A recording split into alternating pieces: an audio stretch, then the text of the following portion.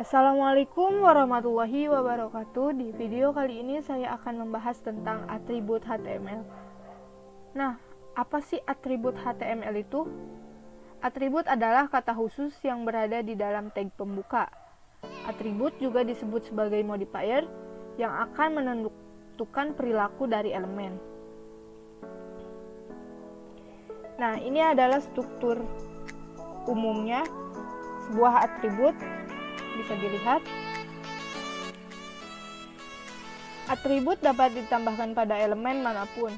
Ada juga elemen yang mewajibkan menggunakan atribut seperti elemen tag A, tag image, dan tag video. Lalu ada lagi yang lainnya. Ini merupakan contoh atribut tag A, tag image. Tag A adalah tag untuk membuka link. Tag ini mewajibkan menambahkan atribut header untuk menyatakan halaman tujuan dari link. Jumlah atribut pada elemen bisa lebih dari satu. Kemarin kita sudah bahas ya di video sebelumnya. Lalu ada yang contoh kedua. Nah, di sini ada atribut src, yaitu atribut khusus untuk tag image yang fungsinya untuk menentukan gambar yang akan ditampilkan. Lalu atribut width dan height adalah atribut yang mengatur ukurannya. Lalu selanjutnya ada jenis-jenis atribut HTML. Nah, di tiap-tiap elemen kadang memiliki atribut khusus yang hanya bisa digunakan pada elemen tersebut. Ada juga atribut yang bersifat global dan bisa ditambahkan ke semua elemen. Berikut ini jenis-jenis atribut yang harus diketahui oleh kita. Nah, yang pertama ada atribut global, yaitu atribut yang bisa ditambahkan pada semua elemen HTML. Ini adalah daftar atributnya. Ada access key, yaitu access key untuk menentukan tombol shortcut untuk mengganti atau fokus pada elemen. Lalu yang kedua ada class, menentukan class CSS yang akan digunakan. Lalu yang ketiga ada content edit table, menentukan isi elemen bisa diedit atau tidak. Lalu yang keempat ada data tanda script, lalu bintang di atasnya. Ini digunakan untuk menyimpan data. Lalu ada dir untuk menentukan arah teks dari elemen kiri ke kanan atau sebaliknya. Lalu ada draggable untuk menentukan apakah elemen bisa di-drag atau tidak. Lalu ada hidden untuk menyembunyikan elemen. Lalu di sini ada ID untuk menentukan ID unik untuk elemen. Lalu selanjutnya ada length untuk menentukan bahasa yang digunakan untuk isi elemen. Lalu field check untuk menentukan apakah isi elemen harus dilakukan pengejaan grammar atau tidak. Lalu ada style untuk menentukan inline CSS untuk elemen. Lalu ada tab index untuk menentukan urutan atau indeks tab dari elemen saat tombol tab ditekan. Lalu ada title untuk menambahkan informasi tambahan tentang elemen. Lalu ada translate untuk menentukan apakah konten dari elemen bisa diterjemahkan atau tidak. Lalu yang selanjutnya, yang kedua, ada atribut event. Atribut event ini merupakan atribut yang digunakan untuk menentukan aksi yang akan dilakukan saat terjadi sesuatu pada elemen. Atribut ini nantinya akan banyak digunakan pada pemrograman JavaScript. Nah, di dalamnya ada onAfterPrint yang gunanya untuk setelan dokumen dicetak untuk kode Java semua ya. Lalu yang kedua ada onBeforePrint sebelum dokumen dicetak.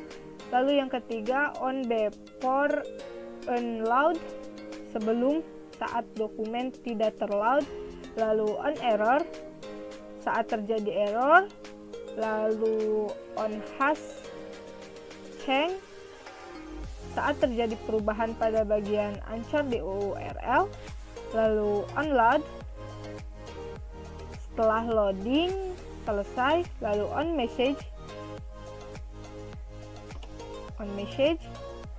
saat ada pesan, lalu on offline saat tiba-tiba offline, lalu on online saat tiba-tiba online, lalu ada on page hide saat user tidak sedang membuka halaman web, lalu ada on page show saat user membuka kembali halaman web, lalu on pop state saat history browser berubah, lalu on resize saat ukuran jendela browser berubah, lalu on storage saat area penyimpanan web atau storage diupdate, on online saat web browser ditutup.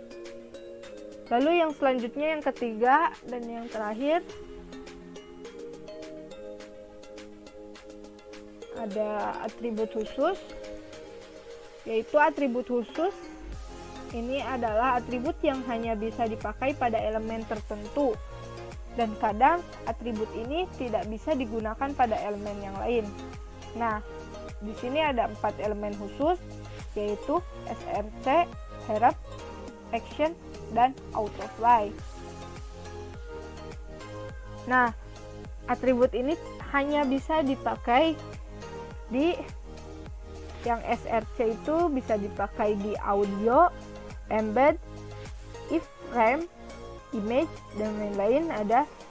Lalu href itu di tag e, lalu di tag link, lalu action itu di tag from, lalu autoplay di tag audio, dan tag video.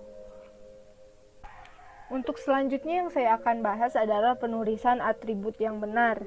Ada beberapa aturan yang harus kita ikuti. Seperti ini. Gunakan huruf kecil.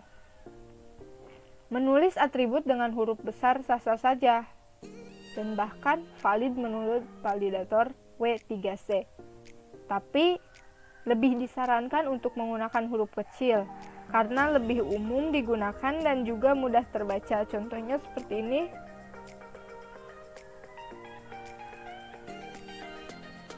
Nah, jika yang memakai huruf kapital itu di sininya yang diganti menjadi huruf kapital, itu sah-sah saja. Tapi alangkah baiknya menggunakan huruf kecil seperti ini. Lalu yang kedua ada gunakan tanda petik.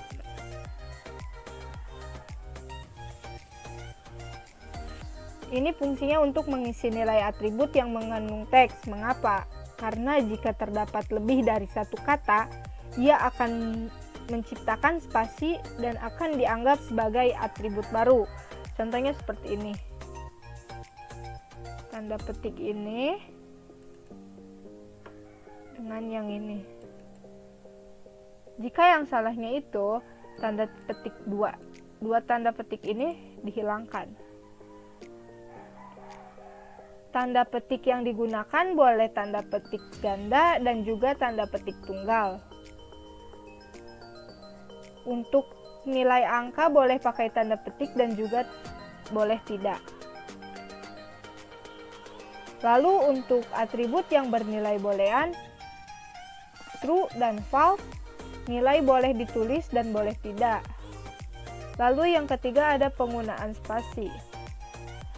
Jika ada atribut yang memiliki lebih dari satu nama, maka ia ditulis dengan tanda min. Ini contohnya.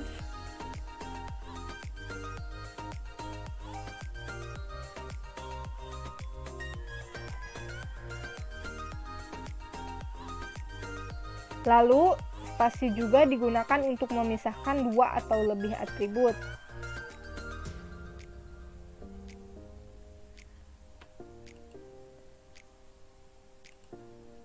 Seperti ini.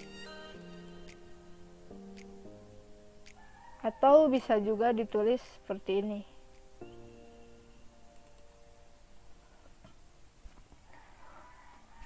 Nah, mungkin untuk video kali ini cukup sekian dari saya. Wassalamualaikum warahmatullahi wabarakatuh.